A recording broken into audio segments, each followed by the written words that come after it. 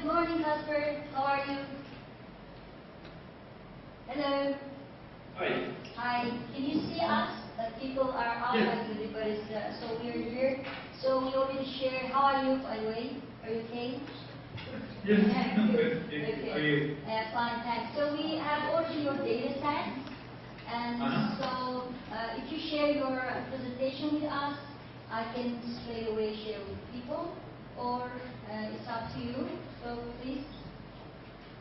Right. I have something of a presentation, but most of it I will also be showing just like my screen. I was thinking to show you what I'm doing while I'm doing it. Yes. So I was thinking of switching to screen share on Skype in a bit, so you can see the. Okay.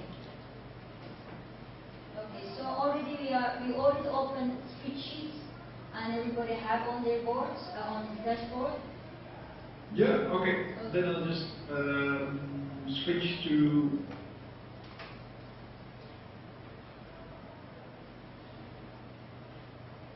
Yes. Share screen. Okay, I'm going to check. Yeah. Let me see. Okay. Are you seeing my screen now? It's loading. Yes, we do. We do right now. Right. Right. Okay. I'm gonna. You have the spreadsheets. Also, I'll show it from there. Açarsanız sizle birlikte işlemi Okay. Yes. Are we good to go? Yes, I'm just controlling. Please, yes, you can start. So people, yeah, we're listening now.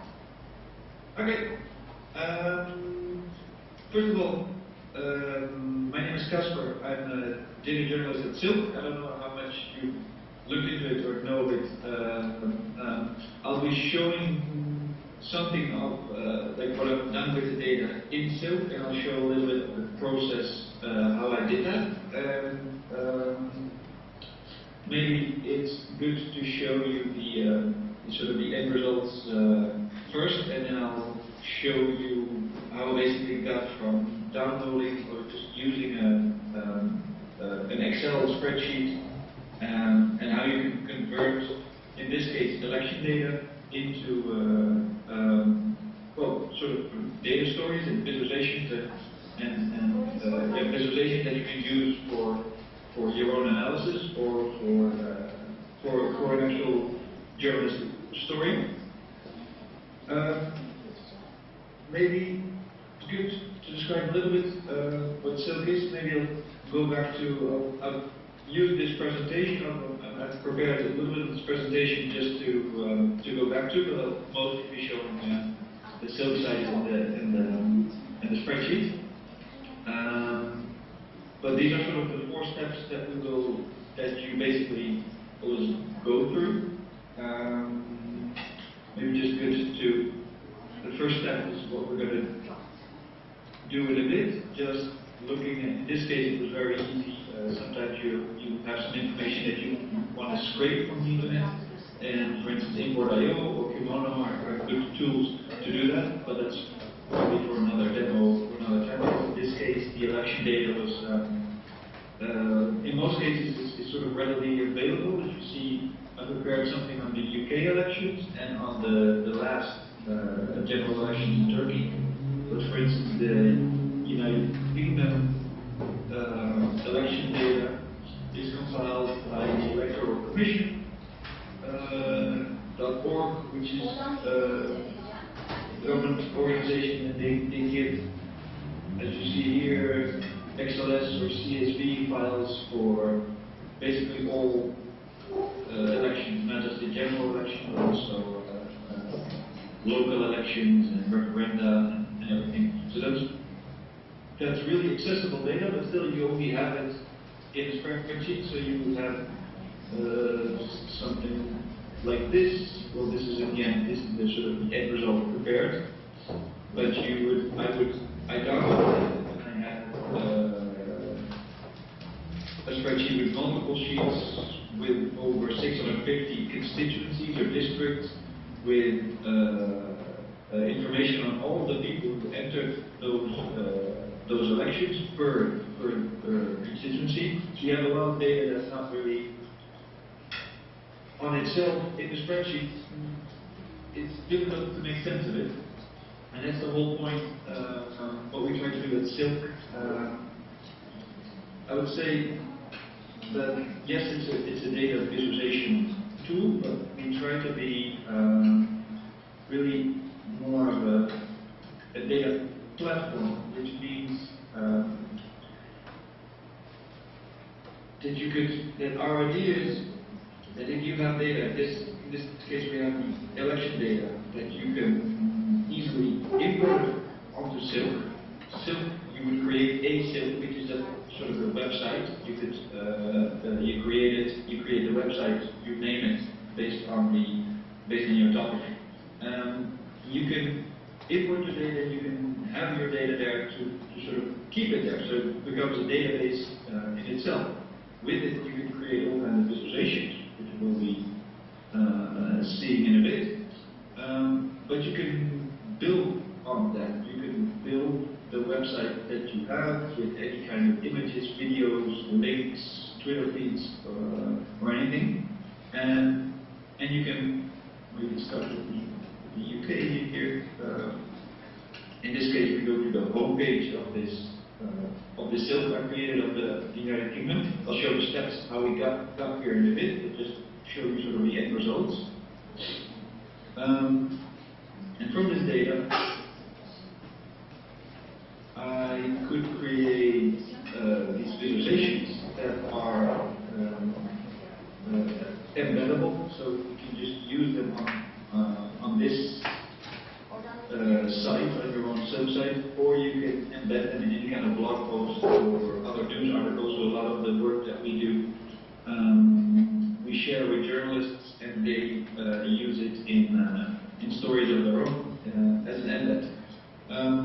What's also a very interesting feature of this, that this map also is an embed if it exists somewhere else. If I change the data, in this case, of course, it's electoral data and it's not going to change. But what if you have a data set that changes after a while? If you have new information that you want to add to it, then the map will still remain the same, exist as is, and reflect the new data. You can just do a new import and without having to change all the visualizations that you made. Oh, that's a little bit clear. What would be good to do for today is maybe now already, that might be easy to do, is just go to silk.co and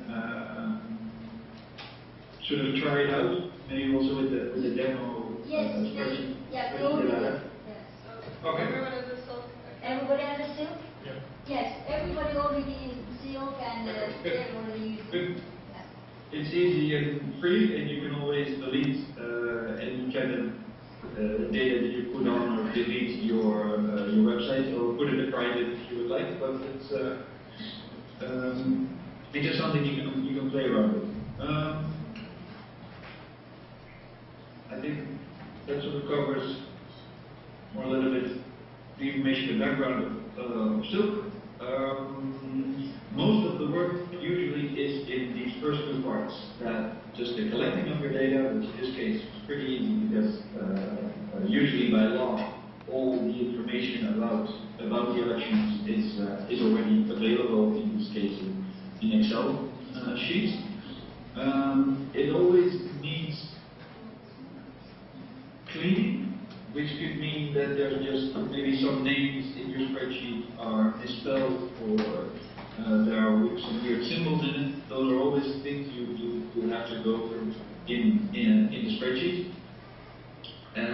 But then there's also ways to sort of improve on your data. I think I can show that a little bit from the two spreadsheets that I used for the two Silk demos that I will show. Of the 4 sheets in the spreadsheet, I have used the election results Turkey import, which was sort of the end spreadsheet that I prepared. And that is based on just all the district election results for 2007 and 2011. which had the number of votes, the number of seats in Parliament, and the percentage of votes, for instance. So those kinds of numerical data is really interesting in itself, and in a spreadsheet like this doesn't really mean it's hard to compare anything or filter on anything. But there are also ways to compare them with the 2007 election results and sort of create some new content of it, which is what I'll show here. See the screen. In the last columns, first of all, I could look at all the percentages of the vote and conclude which party was the biggest party by province. So we have it here for district, for province. You see here that the first column contains the names of all the provinces. So this goes up until 82. So there's 82 provinces. For each of those provinces, there's information. So based on those percentages, you can look at which party was actually the biggest. And then we could, because we had some 2007 data, we could compare it, which party was the biggest in 2007, and we can see for each province if there was a switch in the biggest party. That's interesting data to visualize later. We'll see in some in the donut charts. We would see how many of the provinces actually had a switch in the biggest party in which didn't. And that's just one of the ways that usually if you have some interesting numerical data, there's ways to sort of maybe deduce a percentage of it, or in this case, conclude which party was the biggest party, which is interesting information, of course. Let's see, the other spreadsheet is also interesting to go over now, or maybe I'll just go from this spreadsheet that we're running. So they're basically the same, but for the one I've named the import, I've imported that with all the English column headers, even though in the original there's also all the Turkish column headers, but I had to Google translate everything, so just to keep it more easy for me, I've changed everything in English column headers. I've used this import and created this subsite, so I just, let's say, from the homepage you'll have another option to just create a new subsite. If you do that, there will be a sort of tutorial process that will guide you from creating it to uploading your data to playing with the data. So just created a new subsite today or yesterday called Turkey General Elections. You could use that title also and then add your name or number or whatever to make it unique. And this is already just a searchable website. If you can Google it, if I Google Turkey General Elections and silk, it will show up. Of course, not that high on the Google list yet, based on how you look for it. I can show you how we can import it. So let's say this spreadsheet was done and ready. Here it is. I've cleaned it up. I've added location, which means that everything that would work in Google Maps will also work from our maps. So this means that we can visualize all the data for each of the provinces also on a map, which will be which usually are sort of the nicest visualizations to look at. There's several ways to do an import like this. You can just download a CSV or an Excel and upload that, but even easier with a spreadsheet that is shared. So I've shared the spreadsheet for all of you and anyone who has the link.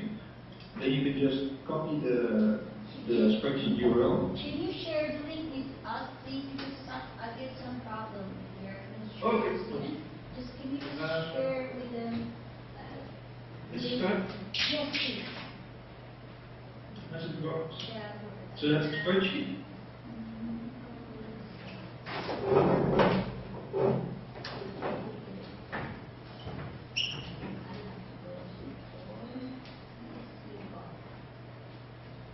Yes, all right. Yeah. Okay. So,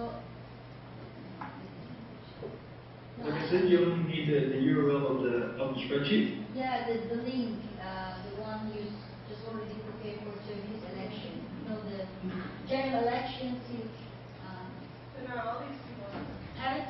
Okay, all right. Okay, they have it. Sorry, yes. Okay. Yeah, because in one spreadsheet I've compared. There's different sheets in the same spreadsheet, Yes. but that's okay. You can just use that one URL of the spreadsheet and use that to import. Okay. Which I'll show you here. Like I said, we have an onboarding tutorial that will show you if you create a website for the first time. That will show you step by step how you can import new data. I'll show you just on this existing silk that I have, which looks more or less the same how it will look, but you will see. But I'll show you here. Like I said, we could upload a spreadsheet, a CSV or something. We could even do manual entry, but we don't want to do that. So this is the Google Sheets URL option, and then just a matter of copy pasting the URL of the spreadsheet, and then click import, and then it will look at all the sheets. And now you see all the sheets that we have. So the different sheets of our Google spreadsheet here also show up. Here the preview of the importer, so because you have to select, of course, one sheet. Okay, In hold this up, case, hold up 1 second. Is everybody there? we're going to use the import one. By the way, if in the meantime there's any questions, anyone can just Yes, 1 minute, please. just let me know. Okay. Because it's good to ask those things while we're doing it. I can maybe clarify immediately. No, what have you done here? Which one you picked? Is it Turkish general election? Which one? Yeah, I picked the one with imports. Import one. Second sheet. Evet, evet.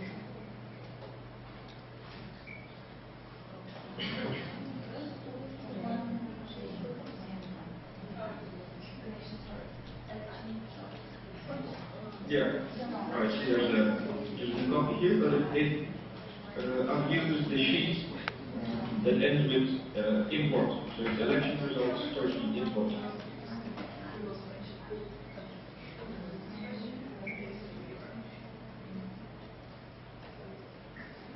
Maybe just give it a second for everyone Yes, to... please. Yes. What? Yes. Yes, Chuck? Yeah? Okay, now go on. No, please just 1 second, and we try to have the people.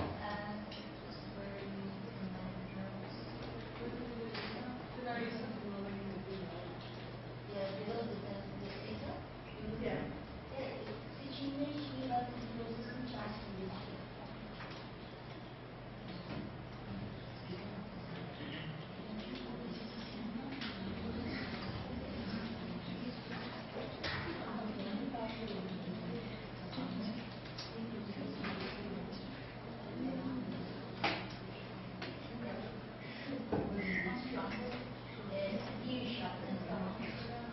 Herkes orada mı şu anda? Boşamadı. Evet, Adana'ya, ben Adana'dayım. Herkes orada mı? Arkadaşlar herkes bu aşamada mı? Kasper'ın bulunduğu bölümde mi? Evet. Yes, I guess we are. Yes. Yes. Everybody just they continue now. Okay. All right. That's good. It may also be difficult to watch and do at the same time, so yes, we can do it either slower, or I can show just a preview of the importing, and then everyone can do try it. So yeah, everyone sees exactly that right now. Okay, I'll show you just the rest of the importing process. This is what you get as soon as you select the one on your sheet. It shows you a preview of how your data will look once you have uploaded it to Silk. And this is basically this sheet converted into just another way of formatting. It automatically selects, in this case, the first row or the first column of your sheet, which were all the province names, and it wants to have a unique title. So of course, in our data set, all the provinces are unique, so there's no overlap, or there's no double page titles. So it uses the entries, the values of the first column, and makes that sort of the title of this, what we have called the data card, which is basically just a page that contains all the relevant information about this province. So you see all of these, so this table that you see, the location, the votes, FTPs, the percentage, those are all the values that we have in the spreadsheet here. So basically, this is the province, Adana, and then the rest of this row, all this information, is now converted more in a sort of table format, and that will create a little page of its own, and this will sort of keep the data in this form, and then you can use that to play with it later. I'll just show you the import. In this case, we're overwriting the original spreadsheet, or the original collection, which is never a problem as long as you haven't changed any of your column headers. For instance, if you change location to something else, then it won't overwrite that information. But if you only change, let's say some numbers here turned out to be different, so you can always change that and do a new import. So you see here, it takes just a couple of seconds, and then the import is complete. Then exporting data cards, like I said, data cards is the name we have chosen basically just for every row that you have in your spreadsheet. So in this case, your spreadsheet is about provinces, because all the information is about Turkish province. So every province is turned into what we call the data card. After the import, immediately we take you to the Explore mode. That's the place where you can just play around with your data, visualize it, add filters, compare things, and from that place on, you could publish everything that you make. Publish in the sense that you can put it on the homepage itself that it created, and from there on you can share it or embed it on any blog or whatever, or share it immediately on Twitter or other ways. Let's see what was interesting to build. Maybe we can recreate it. The map, like I said, is usually a very strong visualization. So I click on the map in the Explore mode, and this gives the option to build and use all the data that we just imported. It only needs, well, basically really needs one thing for you to select. It wants to know what's the location of all the things that I'm going to pin on the map. That's why I've added the column location. I could click province, but then maybe it doesn't recognize all the names. Like I said here, Van apparently is also a place in the United States. So if you only select the province name, like Google Maps would show the same thing. This gets plotted on the map wrong. So that's why I added in the spreadsheet the location column, which is just the name of the province with the name of the country. So using location, you see that now all of the provinces are correctly plotted on the map. With maps, we have two ways to sort of use the data, visualize the data. Of course, we could always has some information to all of these pins, which means that if you click on the pin, you could see, for instance, which party is the biggest in the last election, what was the voter turnout, and maybe the total number of MPs. This is just something you can play with. You can select everything or deselect everything that you would like, and now you would click on one of the provinces and it would show that information. But maybe what's more interesting here to show is a number plot, which means that it will use some numeric data and create a bubble, and the size of the bubble is based on that number. And of course, it would be interesting to look at maybe the voter turnout. I don't know if there's big differences in there. Does it look like? It looks like there's a big turnout almost everywhere, maybe between 72 and 85, so there's no real big differences. It doesn't really show a lot of differences between the provinces. So we'll look at the percentage of votes that went to independent parties. I assume I'm not really familiar if I say stupid things about Turkish parties or elections, or you can ignore that or correct me. But I figured the independent was sort of a group of independent parties, and this shows, interestingly enough, that it's mostly in these provinces where the number of votes for the independent parties was really high. So that's one way to visualize the data that we had. Another way is the color by option. It's also interesting to have a take all of the bubbles and we'll color it based on,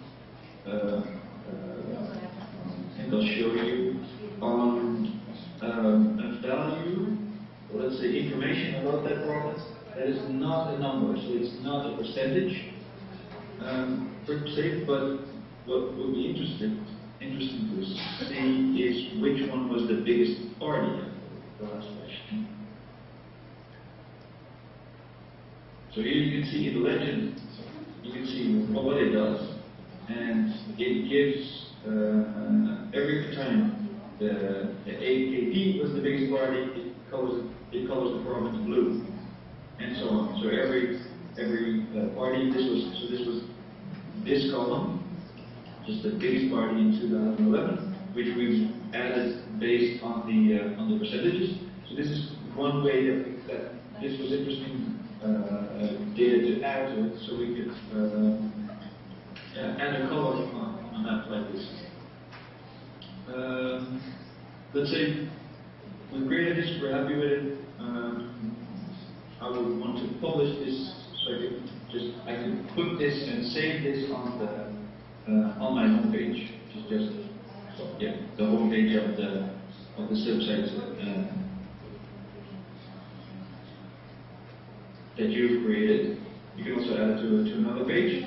Not really necessary, but you can keep on building new pages. Each of those pages would be a Google searchable web page on its own right.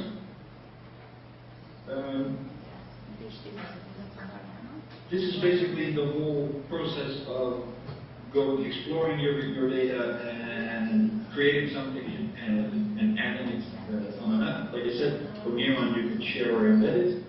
Any viewers to the site can always explore the data on their own, just the way that you have wanted it, with all these filters, so showing the percentage of independent votes. But every viewer, anyone who comes to your site, once it's public,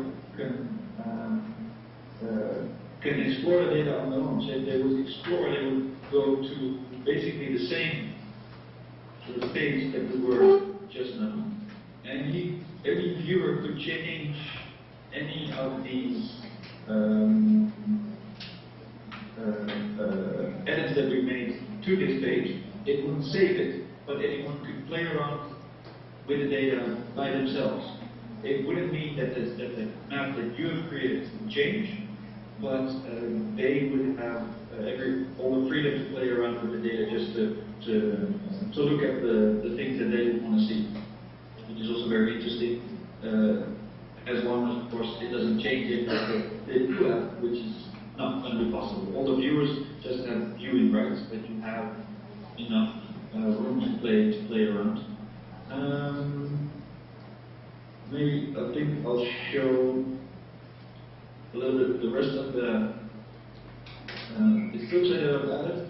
This is something I've done yesterday evening after preparing the spreadsheet, just adding different visualizations, and usually just adding a lot of them gives me sort of hints where interesting stories are, or just interesting conclusions or analysis of the data that we have. I can show here the second one is a stack chart.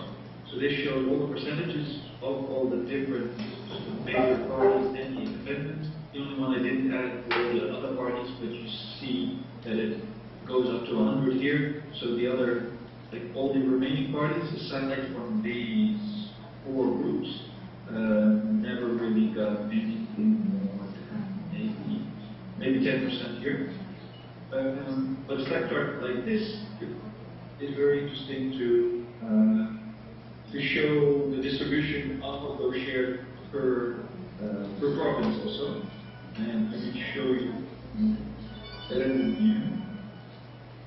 Because now it has selected all the provinces alphabetically, but we can sort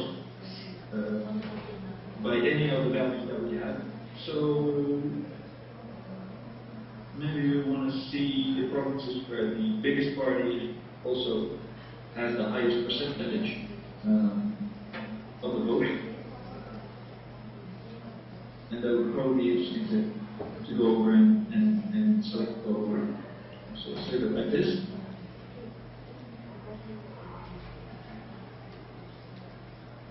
See. So that's changed. We could filter differently or look at different things, but that's interesting.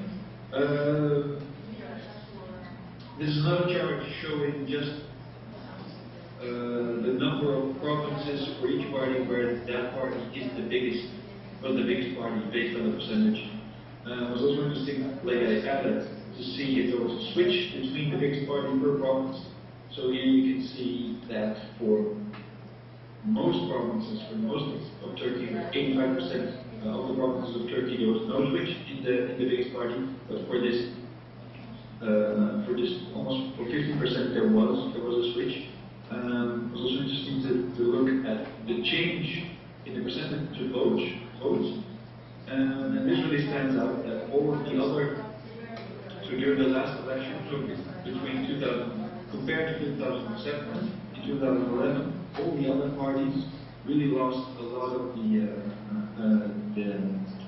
the seats that they had previously. So you could see that compared to the 2007 elections, all the remaining, the smaller parties lost almost 9% of the votes that they had. So you see that in 2011, the other parties still had 22 seats between them. In 2011, they had none left.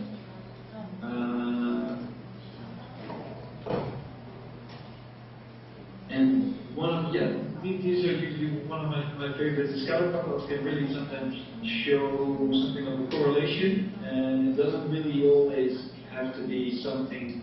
Of course, it doesn't have to.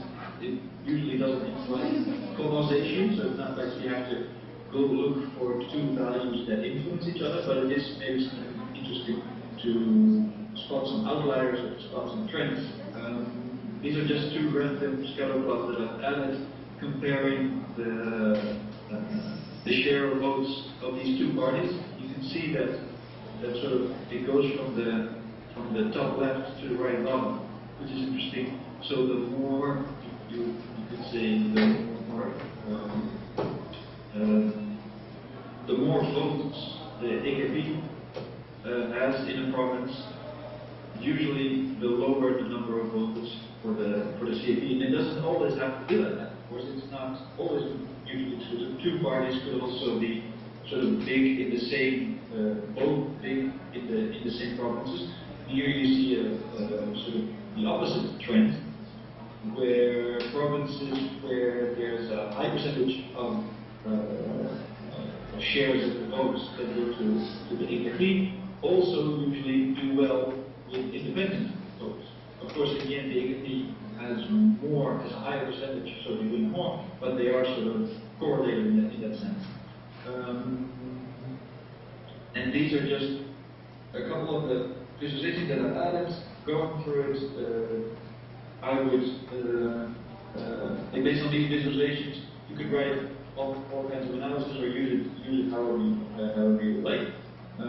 Like I said, you can add link to your own tweets, add videos, or add an image, or also interesting, of course, the text blocks where you can just add your own text or analysis. So even if you have a blog or you're a journalist with for an online media group, you could these standalone pages could be sort of used to build your own articles.